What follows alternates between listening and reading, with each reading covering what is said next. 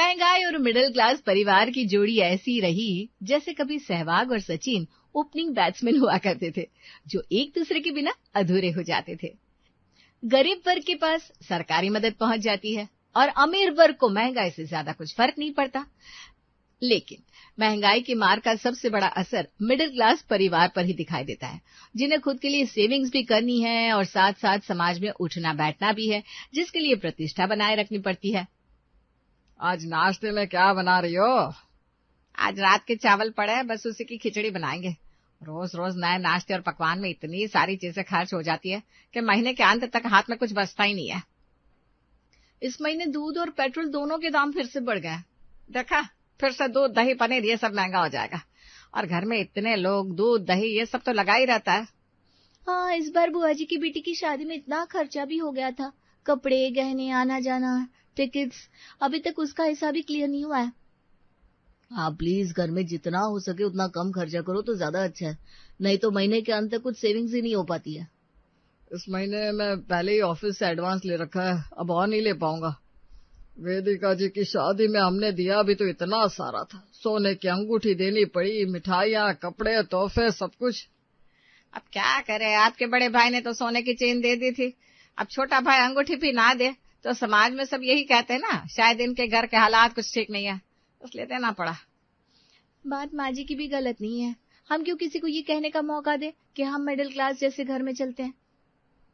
हाँ भाई, बाहर तो प्रतिष्ठा बनाई रखनी पड़ती है।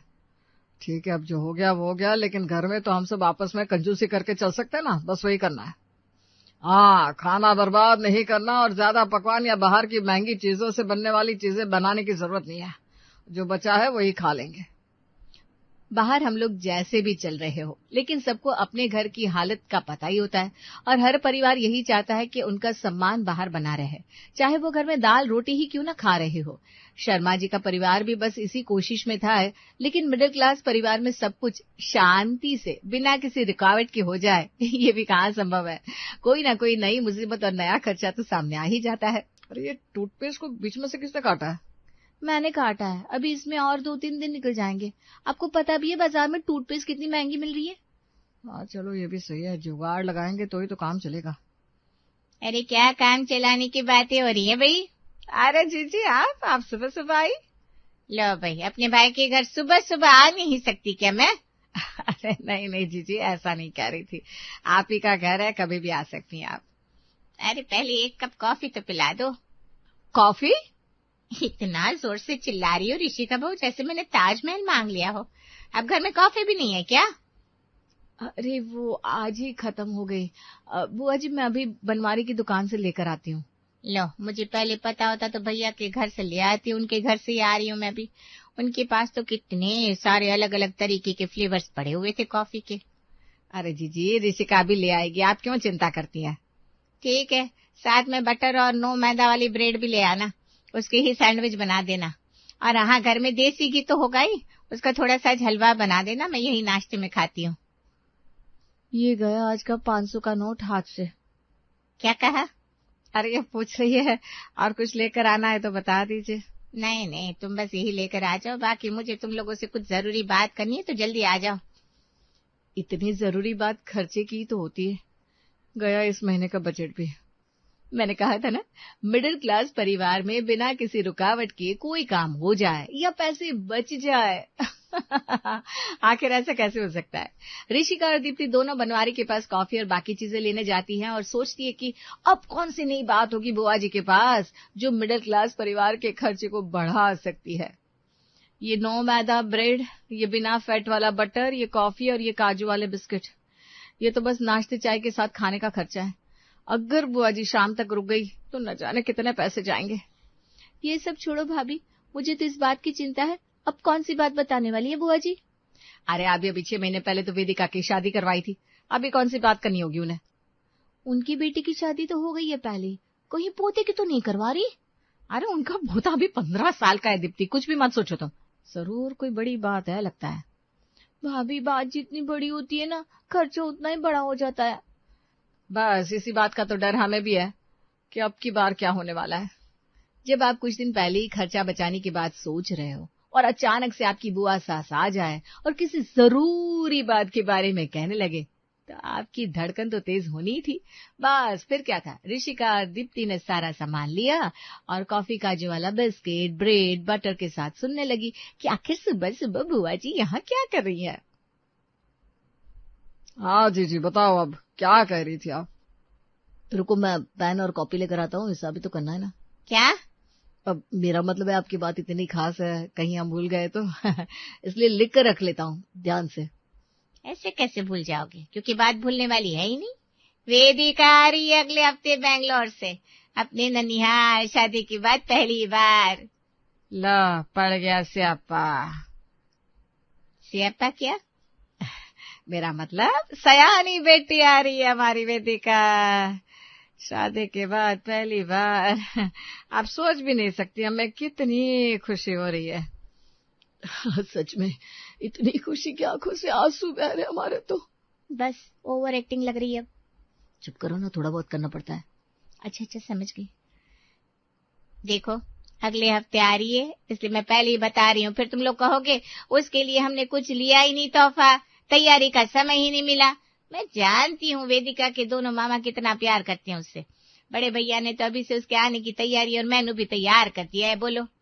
हाँ भैया, उन्हें क्या कमी है, वो तो करेंगे ही। वैसे खाना तो यहीं खाएगी ना वेदिका?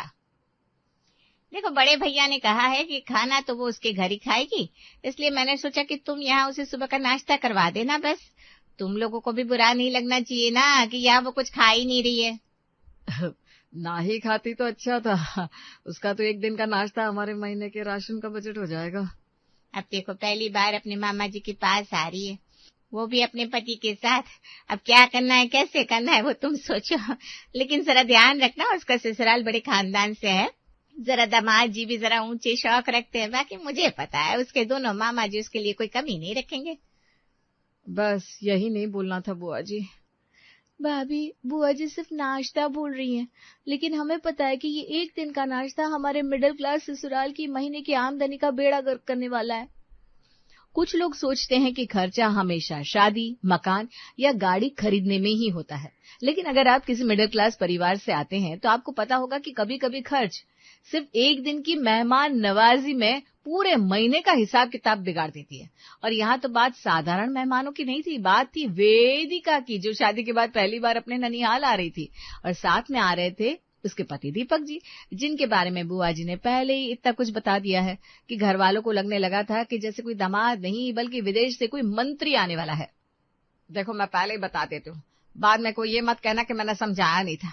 अगर बड़े भैया के यहाँ वेदिका को 5 तरह का नाश्ता मिलेगा और हमारे यहाँ सिर्फ पोहा और चाय रख देंगे तो सबसे ज्यादा बातें कौन बनाएगा? यही समाज और यही रिश्तेदार। बात तो तुम्हारी सही है, लेकिन जरा ये भी तो सोचो कि अभी पिछले महीने ही शादी में इतना खर्चा हुआ है। बैंक का बैलेंस देखता हूँ तो लगता है जैसे बैंक वाला भी पूछ रहा, मनोहर जी अब और क्या बचा है निकालने के लिए?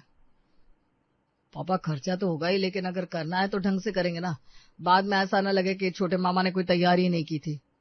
और अगर तैयारी ढंग से करनी है तो पहले ये बताओ कि आजकल अमीर लोग नाश्ते में खाते क्या है, क्योंकि अगर हम अपनी तरफ से आलू पराठे बना देंगे और उधर वो एवोकाडो टेस्ट खाने वाले निकले तो फिर हमारी प्रतिष्ठा टोस्ट बनने से पहले ही जल जाएगी। मैंने कल ही सोशल मीडिया पर देखा था, बड़े बड़े लोग ना सुबह सुबह peanut butter, strawberries, Greek yoghurt और न जाने क्या क्या खाते हैं। भगवान, ये लोग नाश्ता करते हैं या मेडिकल स्टोर खोलते हैं? मिडिल क्लास परिवार का सबसे बड़ा दुख यही होता है कि उसे उन चीजों के बारे में भी सीखना पड़ता है जिनका नाम उसने पहले कभी नहीं सुना होता है, क्योंकि समाज में सम्मान बचाने के लिए कभी कभी अपनी समझ से ज्यादा दूसरों की पसंद समझनी पड़ती है। भैया ये एवोकाडो कितने का दिया? मैडम सिर्फ 300 रुपए का एक। एक मतलब 1 किलो? अरे नहीं मैडम, एक पीस। भाभी वापस रख दो, 300 रुपए में तो हमारे घर 4 दिन की सब्जी आ जाती है। अरे नहीं वापस मत रखो, अगर लिस्ट में लिखा है तो लेना ही पड़ेगा। आज पहली बार मुझे लग रहा है कि टमाटर सस्ते हुआ करते थे। और ये पीनट बटर भी ले जाइए।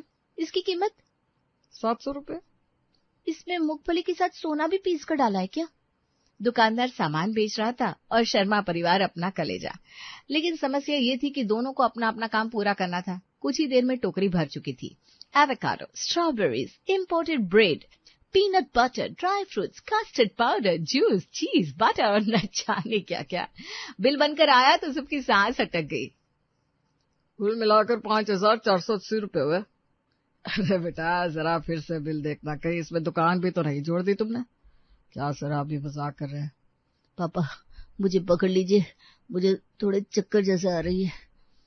5,000 रुपए का नाश्ता सुनकर जिस मिडिल क्लास आदमी को चक्कर ना आए, समझ लीजिए उसकी सैलरी बहुत अच्छी है। लेकिन कहानी यहाँ खत्म नहीं हुई थी दोस्त। घर लौटते ही बुआ जी का ट्रिंग ट्रिंग फोन आ गया। देखो भैया वेदिका आ रही है तो खाली हाथ मत बैठना, आखिर पहली बार शादी के बाद आ रही है। जी हमने सोचा एक साड़ी दे देंगे। सिर्फ साड़ी? अरे भैया के घर से तो सोने का पेंडेंट मिलने वाला है। लो जी, अब नाश्ते के साथ गिफ्ट का अध्याय भी शुरू हो गया।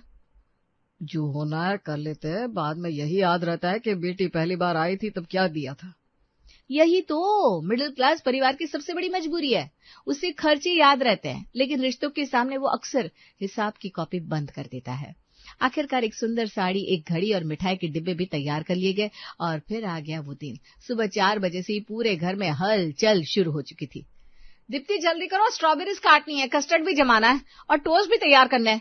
भाभी मुझे तो ये एवोकाडो देखकर समझ भी नहीं आया कि इसे खाना कैसे। अरे बेटा जो भी करो बस ऐसा लगना चाहिए कि हमें सब आता है। कभी कभी मिडिल क्लास परिवार खाना कम बनाता है और आत्मविश्वास ज्यादा होता है। सुबह 9 बजे वेदिका और दीपक घर पहुंच गए। मामी जी। अरे मेरी बच्ची आओ आओ आओ। प्रणाम मामा जी। खुश रहो बेटा, बहुत इंतजार था तुम्हारा। थोड़ी देर की बातचीत के बाद नाश्ता लगाया गया। टेबल पर avocado toast, peanut butter, sandwich, strawberries, dry fruits, custard, juice, चीज, प्लेटर और कई तरह की चीजें सजी हुई थी। अरे मामा जी आपने तो इतना सब बना दिया। अरे बेटा पहली बार आए हो। सच कहूं मामी जी, इतने प्यार से तो किसी 5 स्टार होटल में भी नहीं खिलाते। ये सुनकर पूरे परिवार के चेहरे पर मुस्कान आ गई, क्योंकि मिडिल क्लास परिवार पैसे खर्च करके खुश नहीं होता, वो तब खुश होता है जब सामने वाला उसकी मेहनत देखे। लेकिन कहानी का सबसे बड़ा मोड़ अभी बाकी था। नाश्ता खत्म हुआ सिर्फ 25 मिनट में। जिस नाश्ते की तैयारी में 7 दिन लगे थे वो तो 25 मिनट में खत्म हो गया। फिर वेदिका और दीपक उठने लगे। अच्छा मामी जी अब हमें चलना चाहिए, बड़े मामा जी के यहाँ भी जाना है। इतनी जल्दी बेटा? जी वरना देर हो जाएगी। मामी जी एक बात पूछूं? हाँ बेटा। ये सब करने की क्या जरूरत थी? मतलब? मैं सुबह से देख रही हूँ, आपसे बहुत कोशिश कर रही थी कि कहीं कोई कमी ना रह जाए, लेकिन क्या आपको सच में लगता है कि मैं और दीपक यहाँ खाना खाने आए थे? मामा जी मैं एक बड़े घर से जरूर आता हूँ, लेकिन रिश्तों का मूल्य मैंने भी समझा है। सच कहूँ तो मुझे सबसे ज्यादा अच्छा तो वो खिचड़ी वाला किस्सा लगा जो बुआ जी बता रही थी, क्योंकि वहाँ अपनापन था। और अगर आप हमें सिर्फ चाय और 2 पराठे भी खिलाते ना, तब भी हम उतनी ही खुश होते। शांति की आंखें भर आई। मनोहर जी ने नजरें झुका ली, क्योंकि जिस बात से वो कई दिनों से डर रहे थे शायद उसकी जरूरत ही नहीं थी। अक्सर मिडिल क्लास परिवार अपने सम्मान को बचाने के लिए इतना कुछ कर जाता है जिसकी जरूरत सामने वाले को होती ही नहीं है, लेकिन डर ये रहता है कि कहीं लोग क्या कहेंगे। मामी जी ये मत सोचिए कि आपने हमें क्या खिलाया, हम तो बस ये याद रखेंगे कि शादी के बाद जब पहली बार आए थे तो मेरे मामा मामी सुबह 4 बजे से मेरे लिए लगे हुए थे। भैया एक बात बताओ। क्या? अगर ये बात हमें 1 हफ्ते पहले पता होती तो 5,000 रुपए बच जाते। सब हंसने लगे। और शायद यही मिडिल क्लास परिवार की सबसे प्यारी बात है, वो खर्चे भूल जाता है लेकिन अपने लोग नहीं भूलता। कहने वालों के लिए वो सिर्फ एक सुबह का नाश्ता था, सिर्फ कुछ टोस्ट, कुछ स्ट्रॉबेरीज, थोड़ा कस्टर्ड और कुछ गिफ्ट्स। लेकिन उस नाश्ते की प्लेट में सिर्फ खाना नहीं परोसा गया था, उसमें कई दिनों की चिंता थी, कई रातों का हिसाब किताब था, कई बार जोड़ी गई बचत थी और सबसे बढ़कर अपने लोगों के लिए सम्मान और प्यार था। क्योंकि अमीर परिवारों के लिए नाश्ता सिर्फ नाश्ता हो सकता है, लेकिन एक मिडिल क्लास ससुराल के लिए कभी कभी एक दिन का महंगा नाश्ता भी पूरे महीने की कहानी बन जाता है। बड़ी बहू, कुछ दिनों में छोटी बहू भी घर आ जाएगी, तब तुझे काम में थोड़ा मदद मिल जाएगा और तुझे बहुत सारे कामों से फुर्सत भी मिल जाएगी। मम्मी जी आप सही कह रही हैं। हाँ, कर लो जितनी तारीफ करनी है कर लो। मैं भी देखती हूँ कि छोटी बहू कितना काम करती है। देखने में तो 1 नंबर की आलसी लगती है। अरे बहू क्या सोचने लगी, चल जल्दी से हम लोगों के लिए पकौड़ियाँ और चाय बना दे, तेरी नंद भी थोड़ी देर में आने वाली होगी। कलावती देवी के 3 बच्चे थे और तीनों बच्चे बहुत ही होनहार थे। तीनों ही बहुत अच्छी कंपनी में नौकरी किया करते थे। मम्मी जी, ये लीजिए पकौड़े और चाय। अरे वाह भाभी, खुशबू तो बहुत अच्छी आ रही है। अरे बेटा, आ गई तू, बैठ बैठ। तू बोल रही थी ना कि तुझे बहुत दिनों से ब्रेड पकौड़े खाने का मन कर रहा है, इसलिए मैंने तेरी भाभी से कहकर तेरे लिए थोड़े से ब्रेड पकौड़े और प्याज के पकौड़ियाँ बनवा दिए हैं। बैठ जा बेटा। अरे पहले निक्की को फ्रेश तो होने दो। वही तो, मम्मी तो चाहती है कि बस हम लोग दिन भर खाते ही रहे। भैया, माँ तो माँ ही होती है ना। थोड़ी देर बाद सभी लोग बैठकर नाश्ता करने लगते हैं। अच्छा मम्मी, शादी की सारी शॉपिंग हो गई है ना? हाँ बेटा, सारी शॉपिंग हो गई है। अरे बेटा तू बता, तेरा लहंगा तो फिटिंग हो गया है ना? हाँ मम्मी, कल तक मुझे मेरा लहंगा मिल जाएगा।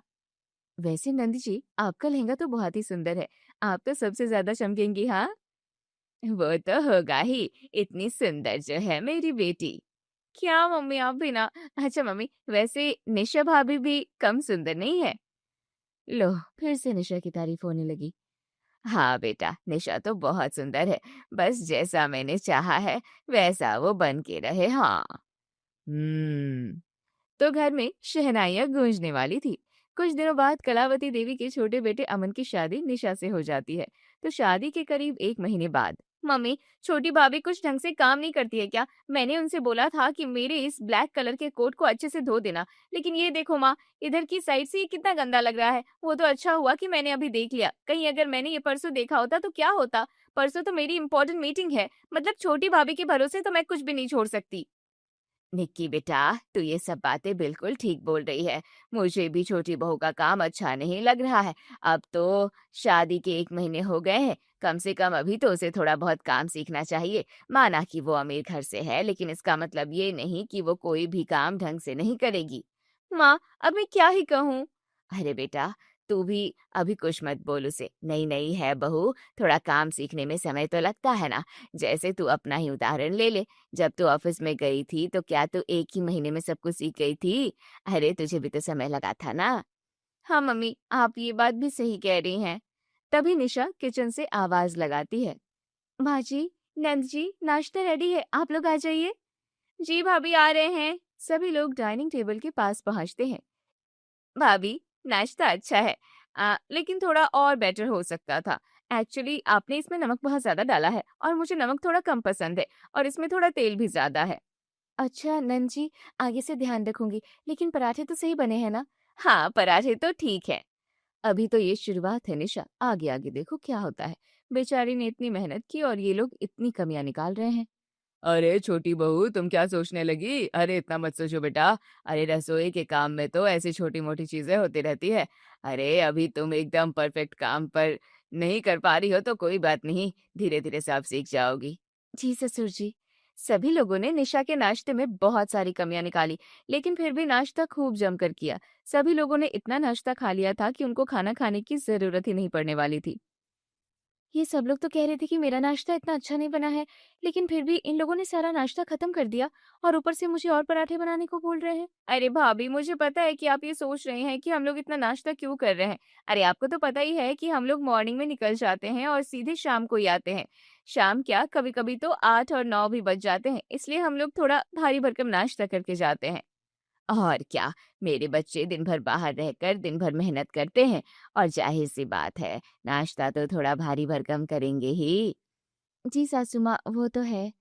मेरी तो कमर ही टूट गई, उफ।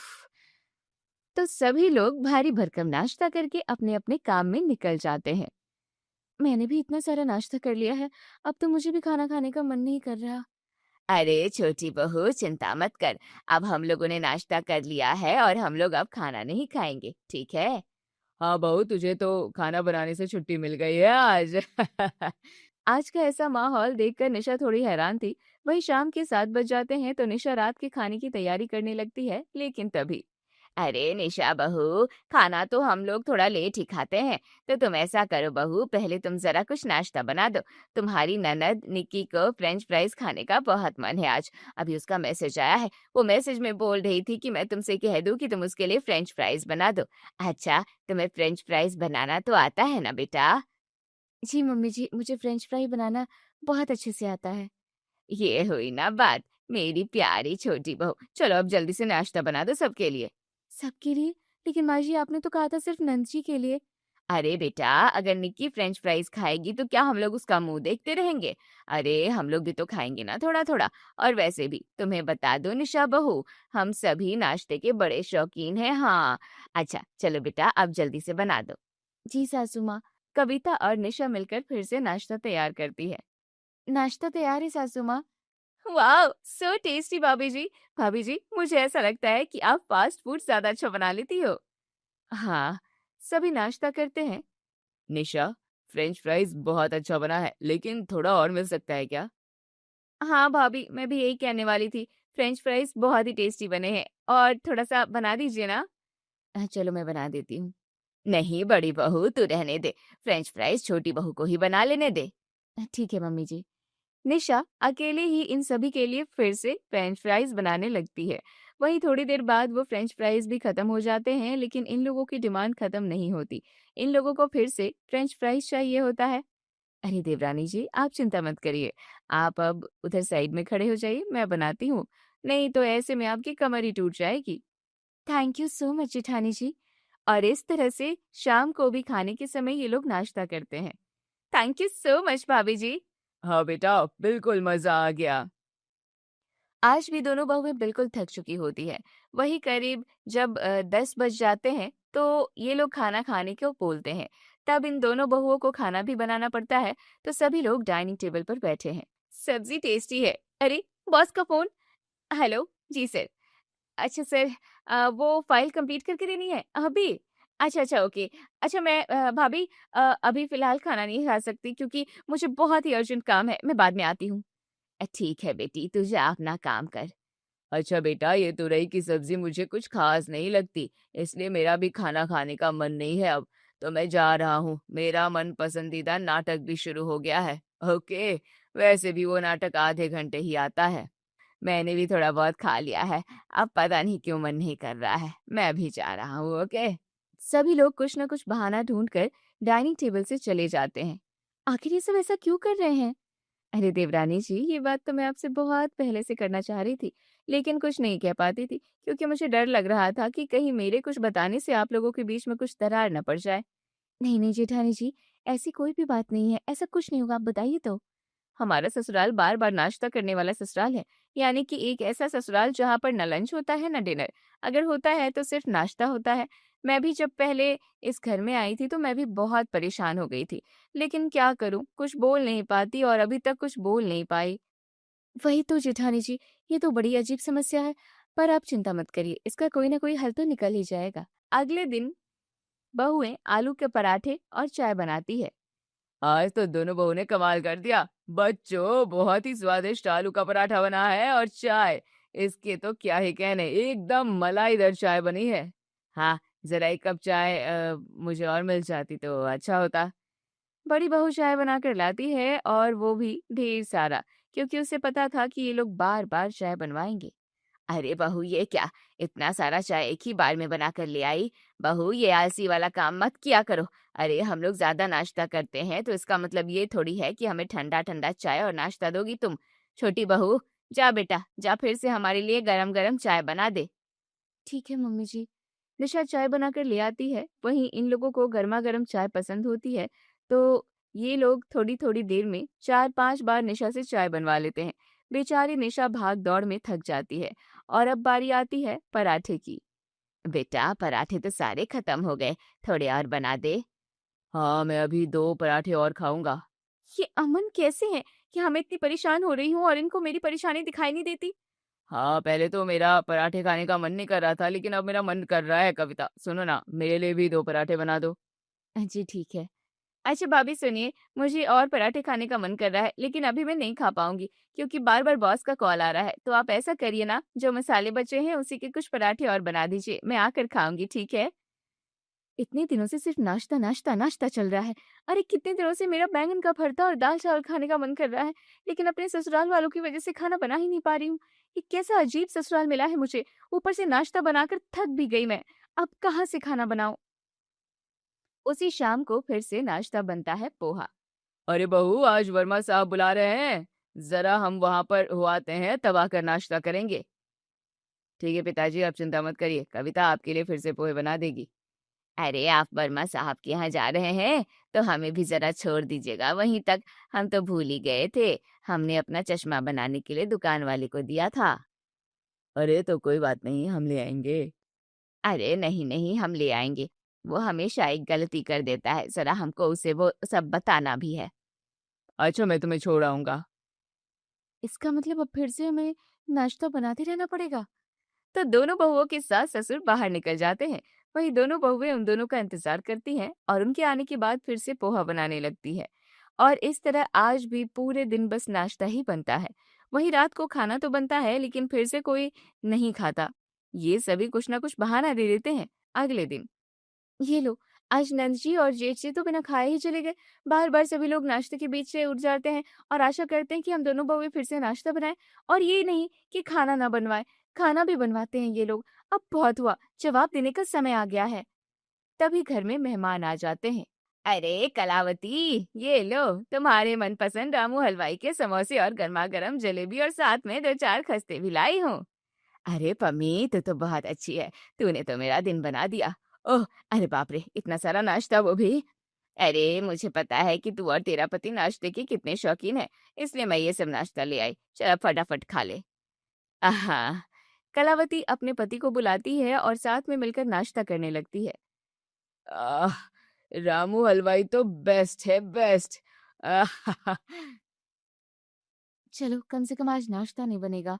अरे निशा, जल्दी से चीला रोटी बना दे और साथ में सादी वाली चटनी बना देना। हे भगवान! तो आज ये परिवार पड़ोसी का भी नाश्ता करता है और उसके बाद अपने घर का भी नाश्ता करता है। वहीं अगले दिन, मम्मी जी, नाश्ता कैसा लगा? अरे भाभी, आप मुझसे पूछिए, अरे आज का नाश्ता तो एकदम गजब का था, गोभी के पराठे तो एकदम स्वादिष्ट बने थे। हाँ बहू, आजकल तो तू खाना एकदम परफेक्ट बनाने लगी है। तभी पड़ोसी वहां आ जाते हैं। कविता बहू, ये लो गाजर का हलवा और ये खस्ता भी लेकर आई हूँ, मीठे के साथ नमकीन खाओगे ना तो मजा आएगा। अरे अरे नहीं आंटी जी, ये बात तो हम लोगों से ज्यादा अच्छा कौन जानता होगा। लाइए लाइए, नाश्ता इधर दीजिए। घर का नाश्ता करने के बाद ये परिवार बाहर का नाश्ता भी करता है। ऐसे ही दिन गुजर जाते हैं और इन्हें बाहर का नाश्ता ज्यादा पसंद आने लगता है। वही कलावती को अब ऑयली फूड ज्यादा टेस्टी लगने लगा था, इसलिए घर में अब ऑयली फूड ज्यादा बनने लगा था। बेटा, आज छोले भटूरे खाने का बहुत मन कर रहा है, लेकिन चटनी एकदम चटपटी बनाना। सासू माँ, अगर आप रोज रोज ऐसा खाना खाएंगी तो आप बीमार पड़ जाएंगी। बहू, तुम ये बात 2-3 दिन से लगातार बोल रही हो, लगता है कि तुम चाहती हो कि मेरी तबीयत खराब हो ही जाए। नहीं मम्मी जी, ऐसी कोई बात नहीं है, मैं तो आपके भले के लिए कह रही हूँ। तुम्हें मेरा भला सोचने की कोई जरूरत नहीं है, मेरी बेटी इतनी पढ़ी लिखी है, मेरा ख्याल रखने के लिए वो काफी है, समझी ना तुम। और हाँ, आजकल देख रही हूँ छोटी छोटी बात पर तुम कुछ ज्यादा ही उल्टा पुल्टा जवाब देने लगी हो। सासू माँ, मैं आपसे यही कहती आ रही हूँ कि आप सभी लोगों को अपनी हैबिट बदलनी होगी। आप लोग इतना नाश्ता करते हैं और खाना इतना कम खाते हैं, तो आप लोगों की सेहत कैसे बनेगी? और आप लोगों का नाश्ता भी कितना हैवी होता है, और आजकल तो कुछ ज्यादा ही हैवी होने लगा है। तो तू हमारे नाश्ते पर नजर लगा रही है? अरे मम्मी जी, आप बच्चों वाली बातें क्यों कर रही हैं? अरे भाभी जी, आप तो लगातार मम्मी को जवाब देती जा रही हैं। मैं सोच रही हूँ कि भाभी और मम्मी के बीच की बात है तो मैं क्यों पढूं बीच में, लेकिन आपने तो मुझे बीच में बोलने के लिए मजबूर कर दिया है। कितना बोल रही हैं आजकल आप। वही तो, देख ले बेटा, थोड़ा सा काम क्या पड़ गया, इन लोगों के तो पसीने छूट गए। मम्मी जी, आज तक मैंने आपके सामने चूं भी नहीं निकाली है, तो आप मुझे क्यों बीच में घसीट रही हैं? अरे भाभी जी, आपको कौन कुछ बोल रहा है? नंद जी, आप तो ऐसे बात करिए जैसे मेरे कान का ही नहीं है। भाभी, आपको क्या हो गया है? आप इस तरीके से बातें क्यों कर रही हैं? ये सब छोटी बहू की गलती से है। छोटी बहू, तुम हम लोगों से जुबान लड़ाई ही हो ना, इसलिए बड़ी बहू को भी हिम्मत आ गई है। मैं तो कुछ बोलती भी नहीं हूँ, आपका सारा काम चुपचाप करती रहती हूँ, इसलिए मेरी यही विनती है कि बार-बार मुझे बुरा भला ना कहें, क्योंकि अब बहुत हो गया। अच्छा मम्मी जी, मैं बस ये कहना चाहती हूँ कि थोड़ा-सा हैबिट को बदलिए बस, और कुछ नहीं। अगर आप दोनों को काम करना है तो करिए, वरना हम घर में नौकर लगवा सकते हैं। वो तो हम लोग घर में नौकर नहीं रखते इसलिए क्योंकि हमें उनके हाथ का बनाया हुआ खाना पसंद नहीं आता। दोनों के पर निकल आए हैं। हाँ, तो आज इस घर में बहुत बहस होती है। बार बार छोटी बहू की तारीफ करते थे ना, अब देख लिया ना कि छोटी बहू कितनी तेज है। अरे हर कोई मेरी तरह सीधा साधा थोड़ी होता है। बड़े आए। इसके बाद कविता निशा के पास जाती है और उसे बहुत भड़काती है, जिसके बाद निशा को और भी गुस्सा आ जाता है। बहू, ओ बहू, नाश्ता बना कि नहीं? और हाँ सुनो, आज शाम को कुछ रिश्तेदार देखने के लिए आने वाले हैं, तो घर में मटर पनीर पूरी, मटर वाली पूरी बना देना। जी माँ जी, मैंने आपसे कहा था कि अब ये सब मेरे पे ही चलेगा। हम नाश्ता बनाएंगे लेकिन लिमिट में बनाएंगे, और अगर हम नाश्ता लिमिट में बनाएंगे तभी मेहमानों के लिए खाना भी बचेगा और आप सभी के लिए भी, क्योंकि आप सभी लोग खाना तो हमसे बनवा लेते हैं लेकिन खाने को ज्यादातर वेस्ट ही कर देते हैं। और वैसे भी सासू माँ, अगर हमने ज्यादा नाश्ता बनाया तो हमारे पास एनर्जी ही कहाँ बचेगी। अरे बहू, अगर मन है तो बना लो, अगर मन नहीं है तो मत बनाओ, इतना सुनाने की क्या जरूरत है। यही तो बात है ना सासू माँ कि आप समझने की कोशिश ही नहीं करती हैं। हमें आपको मेरी हर बातें ताने क्यों लगते हैं? भाभी, आप ताने ही मार रही हो माँ को। इसे ताना मारना ही कहते हैं। लगता है आप दोनों का दिमाग खराब हो चुका है। मम्मी, मैं कह देती हूँ, आज से मैं इन दोनों के हाथ का बना हुआ नाश्ता नहीं करूंगी और ना ही खाना खाऊंगी। हाँ, हम भी। निशा, तुमको अपनी सासू माँ से ऐसी बात नहीं करनी चाहिए थी। ठीक है सासू माँ, अगर आप हमको समझना ही नहीं चाहती तो ठीक है, मैं भी कोई नाश्ता वापस नहीं बनाऊंगी। कविता अपनी देवरानी का साथ देती है। मैं भी कोई नाश्ता वास्ता नहीं बनाऊंगी। तो अब दोनों बहुएं नाश्ता बनाना बंद कर देती हैं और इनके ससुराल वाले बाहर का नाश्ता करने लगते हैं और खाना तो खाते ही नहीं है। ऐसे ही गलत रूटीन फॉलो करने के कारण कलावती देवी की एक दिन अचानक से तबीयत खराब हो जाती है, वो भी आधी रात के समय। तो कलावती देवी को अस्पताल ले जाया जाता है। राजू, मैं तो परेशान हो गई। हाय, अब नहीं करना रोज रोज नाश्ता। हाँ माँ, हम भी आपकी ऐसी हालत दोबारा नहीं देखना चाहते।